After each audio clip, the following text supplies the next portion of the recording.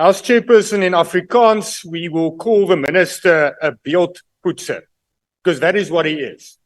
He is trying to actually create something that there isn't and trying to mitigate the crisis that is out there. What is always astounding as chairperson is how excited the ruling party gets about little progress, or call it success, made in addressing a crisis created by themselves. You can't be excited about it. You created this crisis. The minister is correct. Eskom is in a dark, dark hole. But who dug the hole? And I'll tell you why it's important to identify the origin of the problem. South Africans have suffered a cumulative 64 days of blackouts during 2023 up until now. Are the strides made that the minister spoke about now sustainable?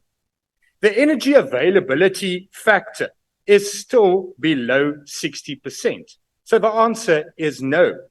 Because if it was not for the much lower demand in electricity and the 1,100 megawatts procured by Eskom from the private sector, it would have not been a situation where we would have had less load shedding.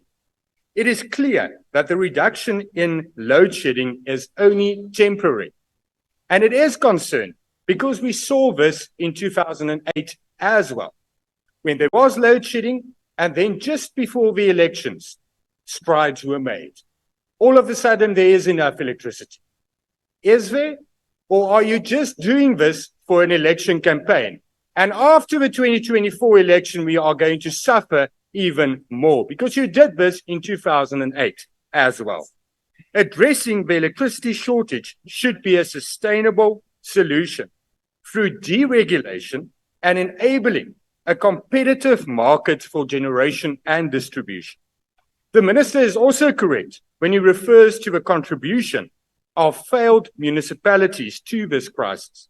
But what is the solution? We heard all the plans to address the outstanding debt many years before. The previous deputy president, now current president, announced plans in this house to reduce the outstanding debt. The opposite happened. Now we hear a lot of words, which I don't know if the minister himself understands what he said the plan is, because I don't think anybody do. But none of those words are the actual solution to the problem. What is going to happen with the outstanding debt to Eskom? The people out there are suffering. Go to the people of Ngwate and tell them your plan, whilst they don't even have water because of load reduction. Load reduction that is additional to the scheduled load shedding. The root cause of the problems at Eskom was a lack of accountability and the corruption that was allowed. Policy decisions to sustainably end the electricity crisis is needed, and those policy decisions should be made and based on the realities of our electricity shortage and not on political ideologies. We need accountability and consequences, and I think everybody would agree.